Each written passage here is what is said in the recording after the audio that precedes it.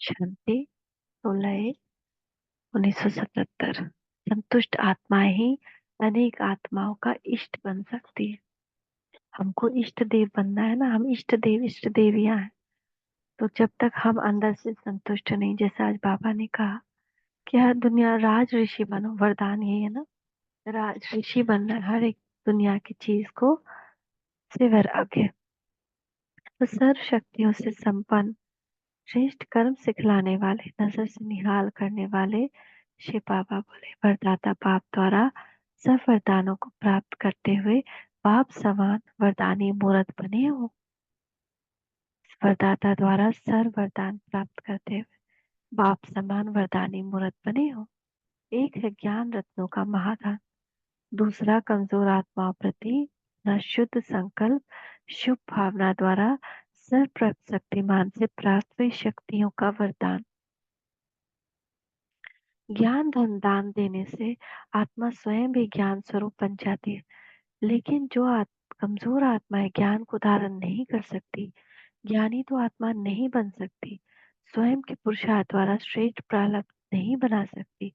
ऐसे सिर्फ स्नेह सहयोग संपर्क भावना में रहने वाली आत्माएं आप वरदानी मोत्तों द्वारा वरदान के रूप में कोई न कोई विशेष शक्ति प्राप्त कर थोड़ी सी प्राप्ति में भी अपने को भाग्यशाली अनुभव करेंगी। ऐसी बहुत सी आत्माएं ना जो भगवान को नहीं प्राप्त कर सकती। ज्ञानी तो आत्मा नहीं बन सकते, उनको ये ज्ञान ना समझ में आएगा, ना वो ज्ञान उनको मिलेगा, धारण नहीं कर सकती, कमजोर है, उनको हमसे मिलेगा। हम वरदानी मूर्तों द्वारा वरदान के रूप में कोई न कोई विशेष शक्ति प्राप्त होगी, जिसका यादगार है सिद्धि स्वरूप शक्ति का हम पूजा करते हैं ना, हम सोचते हैं हमको ये शक्ति मिलेगी, हमको ये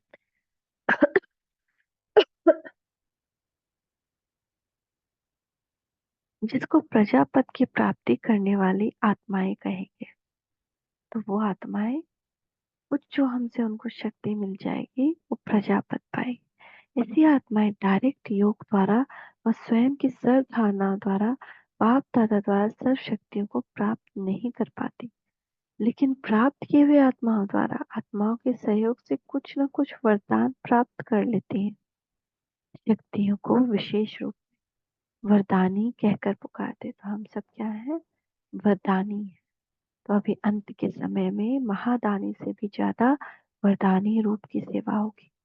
स्वयं की अंतिम स्टेज पावरफुल होने के कारण, संपन्न होने के कारण ऐसी प्रजा आत्मा थोड़े समय में थोड़ी सी प्राप्ति में भी बहुत खुश हो जाती है। स्वयं की संतुष्ट स्थिति होने के कारण वे आत्माएं भी जल्दी संतुष्ट हो जाती और खुश हो बार बार महान आत्माओं के गुण गाएंगी।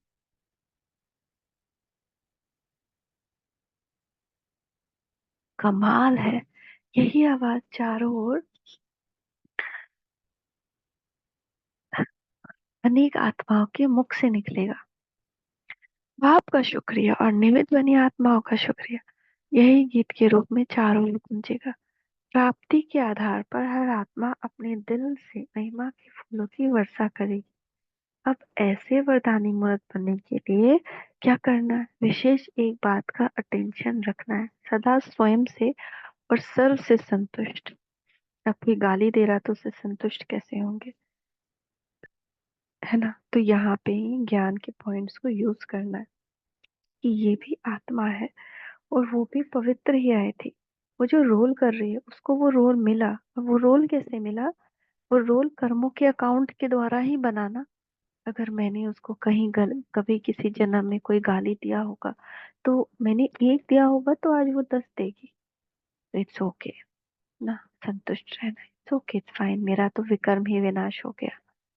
तो ये संतुष्टता जब हमारे अंदर आएगी, जब हम सदा स्वयं से और सबसे संतुष्ट रहेंगे, संतुष्ट आत्मा ही अनेक आत्माओं का इष्ट बन सकती है। आज कोई हमसे रूठा है या दूर रहता है, जरूर कहीं ना कहीं किसी न किसी जन्म में हमने भी इनके साथ ऐसा ही व्यवहार किया, तभी आज ये ऐसा ही व्यवहार कर रहे हैं। इस जन्म या पिछले किसी जन्म में हम बार बार रूठे, बार बार दूर गए, तो अब वो आत्मा दूर गई, तो या और कोई कई तरह की परिस्थितियां है, तो में ज्ञान के पॉइंट्स को यूज करना है।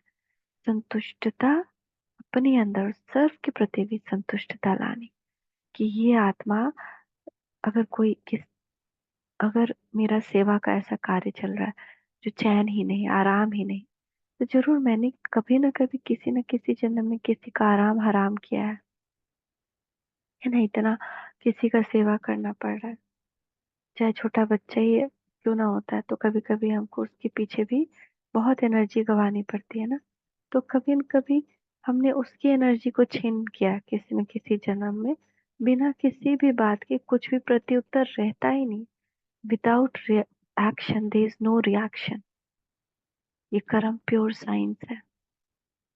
बिना किसी कर्म के हमको कुछ भी, मेरी तरफ कुछ भी लौट के आ ही नहीं सकता। हमने दिया तो वही पा रहे हैं, जो दिया है वही पाएंगे। तो अब क्या देना है? दुआ देना है, तो वही दुआएं पाएंगे।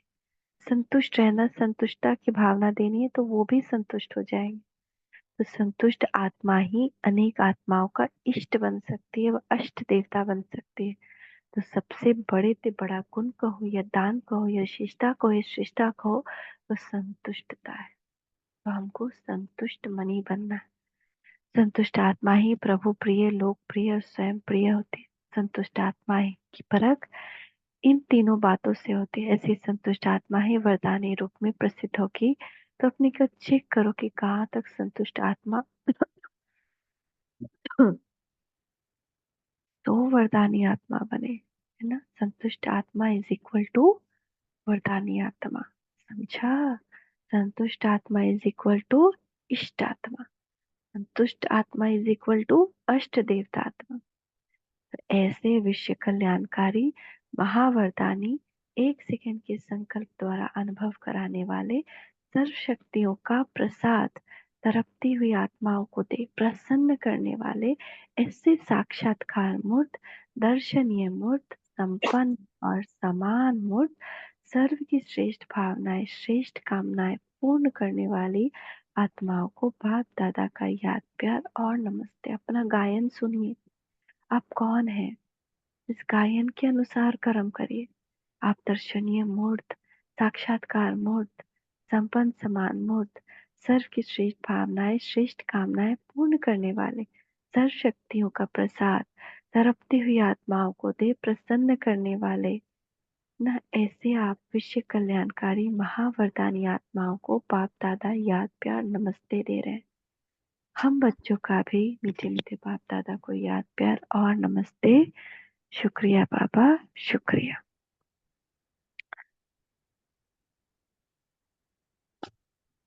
तो ये भी बाबा आज की मुरली के अनुसार ही सारा कुछ बता रहे हैं। तो सभी टीचर्स अपने को जैसे बाप विश्व शिक्षक है, जैसे अपने को भी विश्व के निमित्त शिक्षक समझते हैं या हद के। टीचर्स के प्रति विशेष पुरुषार्थ का स्लोगन कौन सा है? हर सेकंड मन, वाणी और कर्म तीनों द्वारा साथ साथ सर्विस करेंगे। अर्थात एक सेकंड में व हर सेकंड में तीनों रूप की सेवा में उपस्थित रहेंगे। जब टीचर्स इस स्लोगन को सदा प्रैक्टिकल में लाए, तभी विश्व कल्याण कर सकेंगे। इतने बड़े विश्व का कल्याण करने के लिए एक ही समय जब तीनों ही रूपों से सेवा हो, तभी सेवा का कार्य समाप्त हो सकेगा। वाणी द्वारा व मनसा द्वारा अलग अलग समय नहीं, एक ही समय तीनों रूप से सेवा करने वाले विश्व कल्याणकारी बन सकेंगे। तो ये चेक करो कि हर समय तीनों ही रूप से सेवा होती है। बाप के साथ तीन संबंध है ना। बाप शिक्षक और सदगुरु के रूप में सेवा करते हैं, तो निमित्त टीचर्स को एक ही समय में तीनों रूप से सेवा करनी, तो मास्टर त्रिमूर्ति हो जाएंगे। समझा। जितना जितना टीचर शक्ति संपन्न बनेंगी, उतना ही सर्व आत्माओं के प्रति निमित्त बन सकेंगी। निमित्त बनने वालों के ऊपर बहुत जिम्मेदारी होती है। निमित्त बनने वाले का एक सेकंड में एक का पदम गुना बनना भी है, प्राप्ति का भी चांस है। और फिर अगर निमित्त बने हुए ऐसा कर्म करते हैं जिसकी देख और सभी विचलित हो, उसकी पदम गुना उल्टी प्राप्ति भी होती है। यानी बोझा चढ़ता है तो पाप बनता है, तो संकल्प से वृत्ति बनेगी, वृत्ति से वातावरण बनेगा, तो ऐसा कोई संकल्प वृत्ति ना हो जिससे वातावरण अशुद्ध बने। ऐसे कोई बोल ना हो जिसको सुनकर कोई विचलित हो, क्योंकि सबका अटेंशन निमित्त बनी हुई टीचर्स के प्रति रहता है, तो टीचर्स को डबल अटेंशन रखना पड़े। सभी ऐसे ही डबल अटेंशन रखते हुए चल रहे हो ना? पहले सोचो फिर करो, पहले करो फिर सोचो नहीं। नहीं तो टाइम और एनर्जी वेस्ट चली जाती। तो टीचर्स को तो विशेष खुशी होनी चाहिए, क्योंकि टीचर्स को लिफ्ट है। एक बाप और सेवा में रहने की और कोई वातावरण नहीं, तो इस लिफ्ट का लाभ उठाना चाहिए ना। तो सदा हर्षित होना। सदा हर्षित कौन रहता है? जो कहाँ भी आकर्षित ना हो। अगर किसी भी तरफ, चाहे प्रकृति, चाहे आत्माएं, चाहे आत्माओं के गुणों की तरफ आकर्षित होते हैं, तो हर्षित नहीं रह सकेंगे। सर्व आकर्षण से परे सिवाय एक बाप से ऐसी आत्मा ही सदा हर्षित रह सकते हैं। यानी कहीं किसी की तरफ भी आकर्षित नहीं हो, जैसा बाबा ने साकार मुरली में भी कहा, हर आकर्षण से परे। न देह का आकर्षण, न देह की दुनिया का आकर्षण,